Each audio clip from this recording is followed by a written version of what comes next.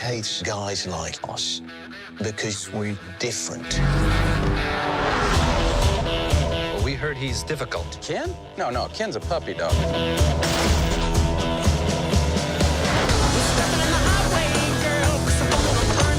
It's awful. If there's a problem, the computer will find it. Get some scotch tape and a ball of wool. What are they doing? Making your car faster. That's more like it! Ken Miles is not a Ford man. We're on the verge of something. And now you tell me that I can't have the best man in the world behind the wheel? Give me one reason why I don't fire everyone starting with you. Well, sir, we're lighter, we're faster. And that don't work, we're nastier. Go ahead, Carol. Go to war. 여러분 안녕하세요. 얼룩말 지식공작소 대표 얼룩말입니다. 이번엔 특별히 포드 vs 페라리 영화의 일부로 시작을 해봤습니다. 눈치가 빠른 분들은 벌써 어떤 이야기를 할지 감을 잡으셨을 텐데요. 오늘은 포드 자동차를 중심으로 이야기를 나눠볼까 합니다. 모델 T로 대표되는 대량 생산 체제로 1900년대 초반 시장을 석권한 포드 자동차는 단일 품종, 단일 색상, 검은색을 기반으로 하는 낮은 원가로 자동차의 대중화를 이룬 회사입니다.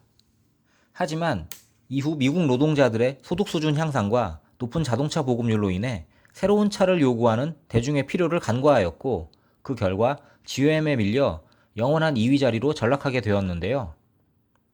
엎친 데 덮친 격으로 1960년대에는 미국 베이비 부머 세대의 성장으로 인해 다양한 개성이 있는 화려한 자동차에 대한 요구가 증가함으로써 위기의식을 갖게 됩니다.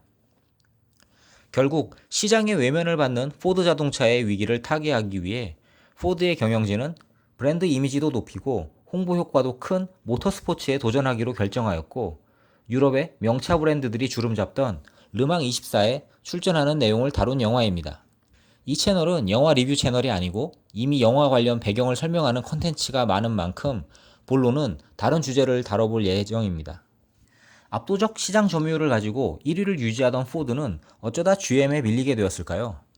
이를 알아보기 위해서는 가족 경영과 전문 경영인 체제에 대한 논의를 할 수밖에 없습니다. 헨리 포드는 1920년까지 가부장적 경영 방식을 고수하였습니다. 모든 일을 직접 처리했으며 의사결정권을 쥐고 절대 놓지 않았습니다.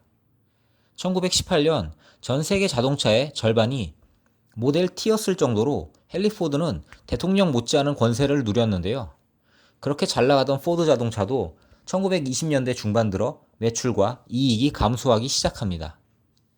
미국 소비자의 수요가 다양해졌지만 포드는 18년간 오직 검정색 모델 T만 생산하기를 고집했기 때문입니다. 헨리 포드의 모델 T에 대한 애정이 각별한 것은 알겠지만 좀 너무한 것 아닌가 싶네요. 아들 SL의 신차 개발 제안도 반대할 정도로 개인의 주장이 너무 확고했습니다. 2차 세계대전이 일어나기 전 포드 자동차의 시장 점유율은 68%에서 20%로 급격히 하락하였고, 1945년 가을 죽음을 앞둔 헨리 포드는 가족의 권유로 손자 헨리 포드 2세에게 기업의 전권을 넘겨주게 됩니다. 할아버지의 강력한 카리스마와 독선적 관리 방식 탓에 헨리 포드 2세의 승계 과정도 쉽지는 않았지만, 영화에서 페라리의 회장이 헨리 포드 2세의 자존심을 상하게 하는 말을 남겨 승부에 불을 붙이는 결과를 가져옵니다. 더 이상 이야기하면 스포가 될 수 있으니 궁금하신 분들은 영화를 보시기 바랍니다. 참고로 예고편에 나오는 험담은 핵심이 아닙니다.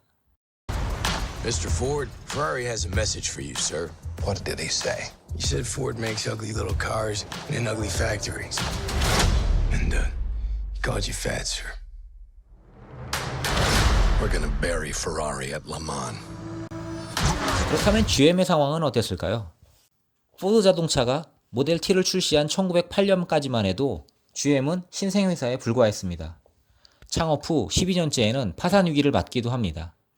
하지만 선진화된 독특한 경영 방식으로 위기를 극복하고 당대 모든 대기업들의 롤 모델이 되었는데요.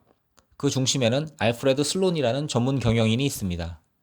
그는 MIT를 졸업하고 자동차 베어링 회사를 경영하다가 1916년 회사가 GM에 인수됩니다.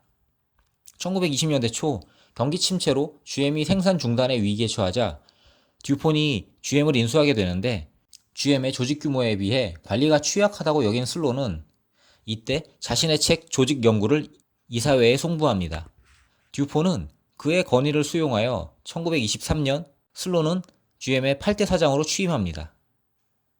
슬론의 목표는 각 계층의 소득 수준에 맞는 차를 생산하는 것이었습니다. 다양한 사업부를 만들고 각 소비 계층을 위한 특화된 서비스를 제공하였으며 이를 위해 각 직급의 경영진이 회사를 공동으로 관리하고 피라미드식 지휘 시스템을 구축하게 됩니다.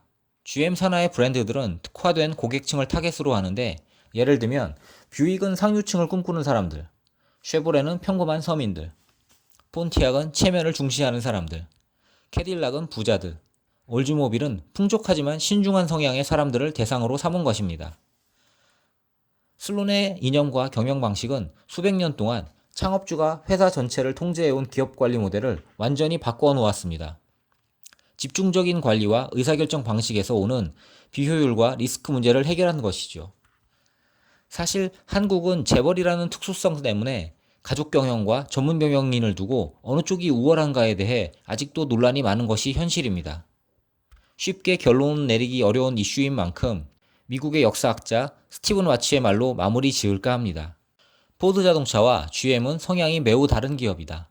하나는 개인을 중심으로 구축되었고 다른 하나는 시스템을 중심으로 구축되었다.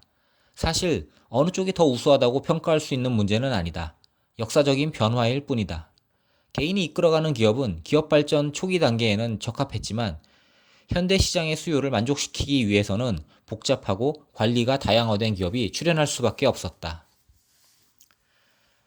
오늘의 콘텐츠가 마음에 드셨나요?